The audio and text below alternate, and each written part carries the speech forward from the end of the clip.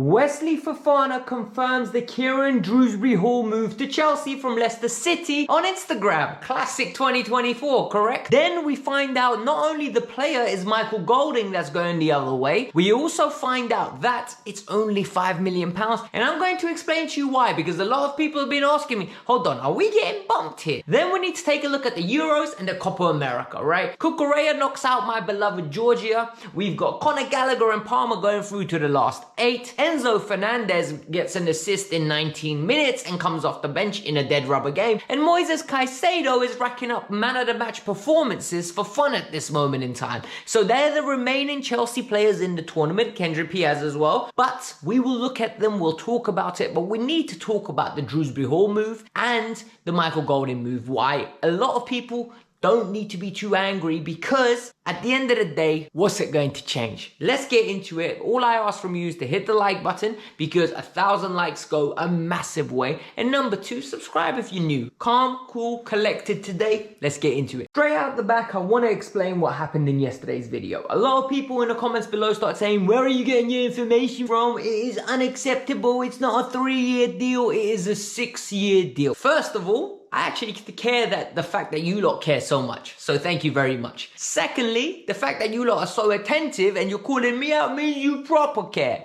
And thirdly, the biggest one of all, Fabrizio Romano initially tweeted out, it was June 2027. And I said, hold on, that makes no sense. Why would they spend £30 million on an individual for a 3-year contract? However, whilst I was recording and editing, I don't go back and check the source every 5 seconds, do I? No. What happened was Fabrizio edited his tweet, and that's when it came out that it was a 6-year deal, which makes more sense. However, the deal has basically been confirmed by Wesley Fofana. Wesley Fofana put on his story a little box in a number 22. What does that mean? It means Dewsbury-Hall is joining Chelsea Football Club. And this deal is going to happen for £30 million. It's going to go up to the year 2030, June. And now I'm going to give you my perspective, because a lot of people clearly didn't understand my perspective last video. I think he's a very good player. I think this player will play on the left-hand side in a 4-3-3. He will give us an additional dimension in terms of ball carrying, releasing the ball, balancing the midfield with a left foot. Very good player, age 25. What I've said before, and I'm going to reiterate again, I believe, number 1, he impacts the development of Carney Chukwuemeka, who I think can be just as good given the opportunity in the minutes, and Andre Santos, who will not get minutes or as many minutes because Dewsbury-Hall is here now and he's more experienced, so he will be prioritized ahead of those 2 players. I hope you guys understand that. This is not me saying Dewsbury-Hall is bad. Me saying I wouldn't sign him is not me saying I don't like him, because I actually think he's better than Conor Gallagher. I genuinely do think. And I think if you gave me a pick between the 2 players, I'd rather have Dewsbury-Hall and sell Conor Gallagher for the 40 million, because I don't think you're losing much. Yet, I believe the long term, Andre Santos will be better than him and better than Conor Gallagher, especially given minutes and opportunity. But now I'm worried. And the reason I'm worried, I'm going to explain. We have 6 players, right? 6 players for that position. We've got 3 midfield positions, where it's the number 6 basically, and 2 8 under Enzo Maresca, 2 attacking 8. Essentially, we're going to have Moises Caicedo, Enzo Fernandez, Romeo Lavia, Carney Chukwuemeka, Dewsbury-Hall, Andreas Santos, or Ogochukwu. One of the 2. Because Gallagher's got that. I'm more certain than ever that this is going to happen. And why am I worried about this? Because if our medical staff get their act sorted, we're going to have 6 players for 3 positions. And I know there's 70 games. However, you're not going to just go, okay, you 3 play this game, and you 3 play this game, and you 3 play this game, and you 3 play this game. It doesn't work like that. So we're going to have to get the balance right. Players are going to want to play more. You think Enzo and Caicedo are not going to want to play quarterfinals or a Carabao Cup or the FA Cup? Of course they're going to want to. Do you think Romeo Lavia is going to be happy with just getting 1 game every fortnight?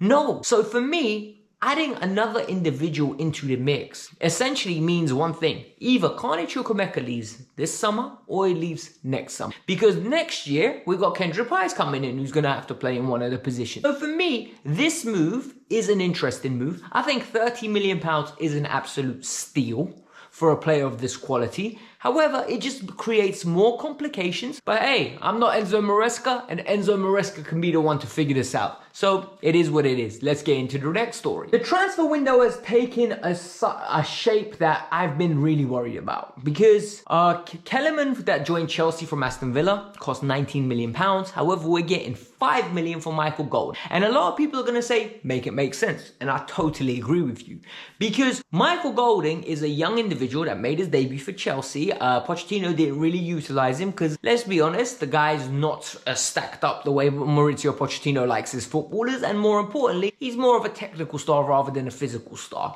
So it doesn't really suit what Mauricio wants in the midfield. Yet, Mauricio Pochettino gave him, I think, was 12, 13 minutes. And I saw enough from that kid to say, you know what, this kid can ball. However, when you look at the competition he has, is it upsetting that we're losing him? 100%. Is it the best thing for his development? 100%. He needs to go somewhere where he'll be utilized and he'll be a special player. When he was apparently in the under 15, 16s, he was viewed as the prized asset in his age group. But then as time has gone on, it's not manifested into that player in under 18 level. But 5 million seems awfully low. And apparently this is why it's happened. This is all once again from Fabrizio Romano saying that he's 5 million and Dewsbury-Hall was 30. Chelsea basically got a beautiful discount. So they're going to give him for 5 million. Leicester pay less money for an asset. However, they receive 30 million, and at the end of the day, it's just balancing books. So technically, we got Dewsbury-Hall for 25 million plus Micheal Golding. And in reality, if you look at his real value, he'd be somewhere in and around 10 to 15. And then Leicester were asking for 40 million in January for Dewsbury-Hall. So that kind of makes sense to me.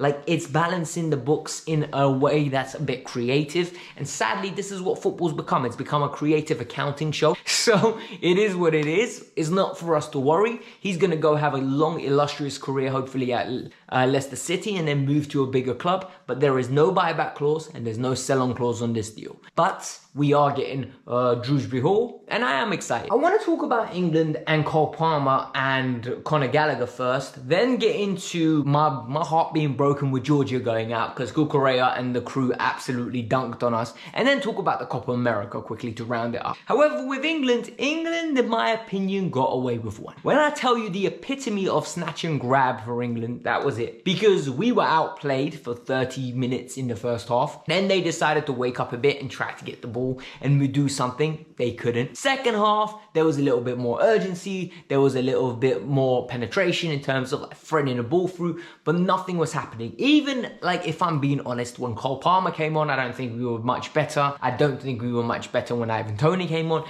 There's this whole results-based analysis that occurs whenever England play or any team plays and someone wants to talk about it. Oh, England played well in extra time. Well, they didn't. We didn't retain the ball. We did exactly what we were punished with in other tournaments where we've taken the lead, and even this tournament, we take the lead, sit back, defend. And Slovakia just didn't have enough quality to punish us. There were good enough crosses that were coming in that no one got on the end of. Kyle Walker let one run out of play, one where Pickford jumped on it and he was screaming like a child. There was another one where there was a shot and Declan Rice blocked. We literally were living life on the edge. However, what am I trying to say here? I'm trying to say that Gareth needs to do the right thing. And for me, what the right thing is, stop playing individuals based on names and go for balance. I think we're far better side when, for example, we have someone that has the ability of a Cole Palmer to pick up the ball and look forward and thread it through. Someone like Bellingham making late runs into the box rather than being expected to be the 10. I think there needs to be a bit more balance. I even thought when Gallagher came on in extra time, it gave us some athleticism in the midfield with Rice to go and close. However, what the problem is Gallagher's so energetic and he's so enthused. When he goes to press, the others didn't. So what happened was Gallagher would run around, get his step count in, and it's not his fault, but he just was leaving gaps because players were playing around him. And the whole team needs to press. We're not a cohesive unit, and that causes problems. And I think for England to get past Switzerland, a lot needs to change. And honestly, Palmer has to start. Like, I don't think Saka's had a good tournament. By no means is he the worst, because I don't think Jude had a good tournament, and neither has Phil Foden. Foden has been criminally the worst player out of the three. He has been absolutely horrible. Like, genuinely, his offside goal yesterday, it was pathetic. Then we need to get into Georgia. I think Georgia and Spain was a very fun game to watch. I think Georgia taking the lead made it even better. When I tell you I was in a pub with my family, we were all chilling, we were supporting our motherland. Georgia, come on, let's go. We were going mad when we went 1-0 up. And Rodri popped up and got a good goal. Some people are going to say it's offside. I don't think it was offside. I don't think Morata was interfering with play. I think he was a little bit to the left, to the point where Maramadashvili couldn't do anything, basically. It weren't just intervening in his view. And if we start ruling out goals for that, game's gone. So for me, Georgia did me proud. Honestly, as a Georgian individual, someone that grew up there till the age of 5 and still to this day now eats their food at home, still talks the language, it's imperative for me how much pride I got out of this tournament. Like, the love I had for watching my national team and seeing them win a game at the European Championship is the equivalent of me watching Chelsea be successful in Champions Leagues. Do you know what I mean? Like, I've never experienced that with my national team. And maybe now, like, there's more hope that we're going to be better and better and qualify for more tournaments. So it's the love that I get from that. But Cucurella and his boys were absolutely amazing. I thought that was one of Cucu's worst games. I thought he had much better performances than the others. So Cucurella, he's through to the next round. Impressive. And finally, Moises Caicedo is racking up those man of the match performances in Copa America. Enzo Fernandez came on. Granted, I am really struggling to watch those games purely based on the fact I need to sleep. Like, if I don't get my 8 hours, I am super cranky. I do this as a part-time job. I don't do this as a full-time job. So if I did do this as a full-time, I'd be staying up and watching the games. However, it is what it is. What I've been watching the compilations, Caicedo is just world-class. Like, seeing what he does, as soon as Chelsea become half decent next year, when I say half decent, I mean top 4 guaranteed, we are going to be getting big boy shouts about Caicedo. Ooh, look how good he is. Ooh, he's world class. And we don't need that to confirm that he's world class. Enzo Fernandez as well, he's slowly regaining his fitness. He's going to be back in the team. He got an assist, which I don't count an assist technically. But all in all, the Chelsea boys are doing really well. Kendra Piaz is getting valuable experience at the Copa. So it is what it is. Hit the like button, subscribe to the channel. Let me know your thoughts. And in a comment below, let me know, right, if you made it this far.